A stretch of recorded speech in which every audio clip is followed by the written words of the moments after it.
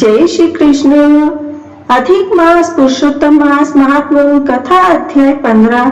श्री नारायण बोले, नारद सुदेव शर्मा ब्राह्मण हाथ जोड़कर गदगद स्वर से भगवत्स्थल श्री कृष्ण देव की स्तुति करता हुआ बोला, हे देव, हे देवेश, हे त्रिलोक्य को अभय देने वाले, हे प्रभु आपको नमस्कार है। हे सर्वेश्वर आपको नमस्कार है। मैं आपकी शरण आया हूँ। हे परमेश्वर, हे शरणागत वत्सल, मेरी रक्षा करो।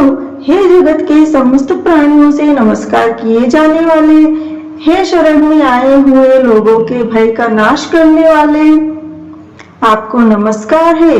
आप जय के स्वरूप है, जय के देने वाले हो, जय के मालिक हो, जय के कारण हो, विश्व के आधार हो, विश्व के एक रक्षक हो, दिव्य हो, विश्व के स्थान हो, फलों के बीज हो, फलों के आधार हो, विश्व में स्थित हो, विश्व के कारण हो, फलों के मूल हो, फलों के देने वाले हो, तेज स्वरूप हो, तेज के दाता हो, सब तेजस्वियों में श्रेष्ठ हो, कृष्ण हृदय अंधकार के नाशक हो, विष्णु व्यापक हो, वासुदेव देवताओं के वास स्थल अथवा वासुदेव के पुत्र हो, दीन वत्सल हो, ऐसे आपको मैं नमस्कार करता हूँ। हे जगत प्रभु, आपकी स्तुति करने में ब्रह्मादि देवता भी समर्थ नहीं है।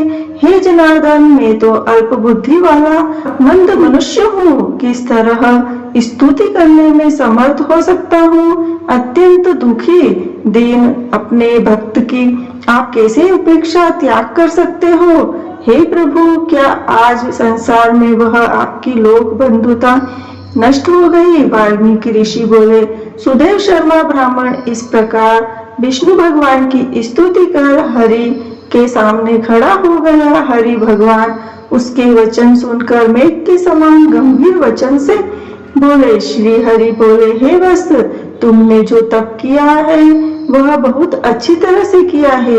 हे महाप्राज्ञ, हे तपोधन, क्या चाहते हो सो मुझसे कहो। तुम्हारे तप से प्रसन्न मैं उस वर को तुम्हारे लिए दूंगा, क्योंकि आज के पहले ऐसा बड़ा भारी कर्म किसी ने भी नहीं किया है। सुदेव शर्मा बोले, हे नाथ, हे दीन बंधु, हे दयानिधे, यदि आप प्रसन्न हैं तो हे विष्णु, हे पुराण पुरुषोत्तम, कृपा कर आप मेरे लिए सत्पुत्र दीजिए। हे हरे, पुत्र के बिना सुना यह गृहस्थाश्रम धर्म मुझको प्रिय नहीं लगता। इस प्रकार हरि भगवान सुदेव शर्मा ब्राह्मण के वचन को सुनकर बोले। श्री हरि भगवान बोले, हे द्विज, पुत्र को छोड़कर बाकी जो न देने के योग्य है उनको भी तुम्हारे लिए दूंगा, क्योंकि ब्रह्मा ने तुम्हारे लिए पुत्र का सुख नहीं लिखा है। मैंने तुम्हारे भाल देश में होने वाले समस्त अक्षरों को देखा, उसमें 7 जन्म तक तुमको पुत्र का सुख नहीं है। इस प्रकार वज्र प्रहार के समान निष्ठुर हरि भगवान के वचन को सुनकर जड़ के कट जाने से वृक्ष के समान वह सुदेव शर्मा ब्राह्मण पृथ्वी तल पर गिर गया। पति को गिरे हुए देखकर गौतमी स्त्री अत्यंत दुखित हुई और पुत्र की अभिलाषा से वंचित अपने स्वामी को देखती हुई रुदन करने लगी। कुछ समय बाद धैर्य का आश्रय लेकर गौतमी स्त्री गिरे हुए पति से बोली। गौतमी बोली, हे नाथ, उठिए उठिए, क्या मेरी वचन का स्मरण नहीं करते हैं। ब्रह्मा ने भाल देश में जो सुख दुख लिखा है वह मिलता है। रमानाथ, क्या करेंगे, मनुष्य तो अपने किए कर्म का फल भोगता है।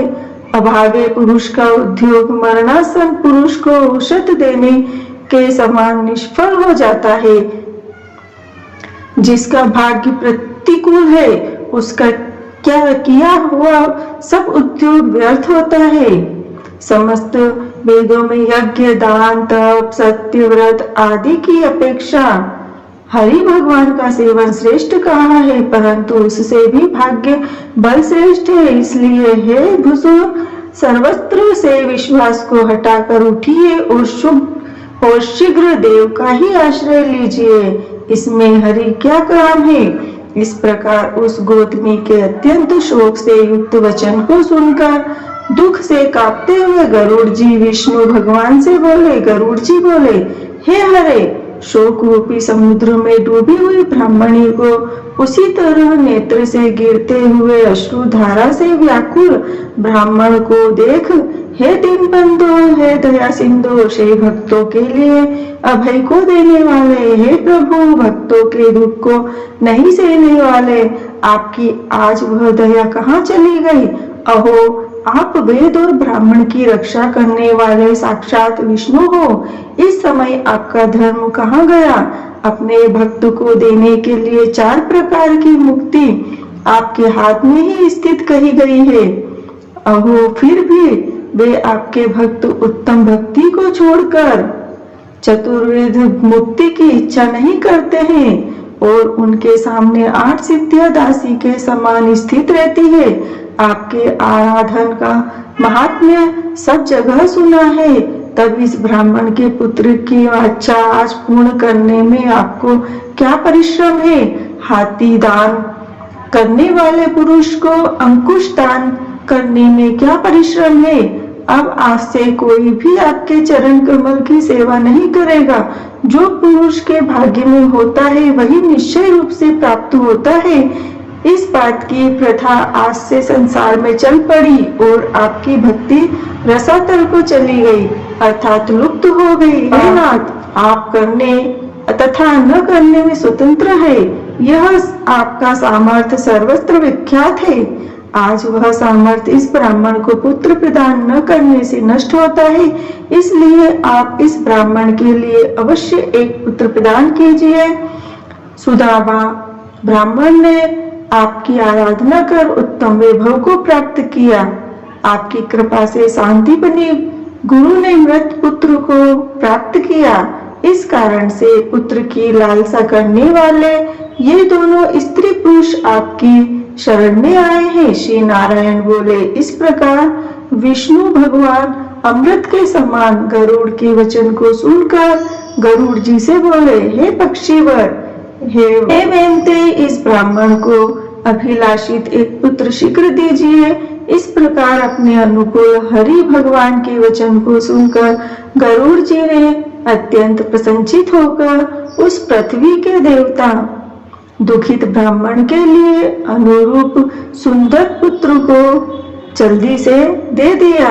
श्री वृद्धनारदी पुराणे पुरुषोत्तम मासे महात्मे 15 अध्याय संपूर्ण। राधे राधे। यह कथा आपको कैसी लगी?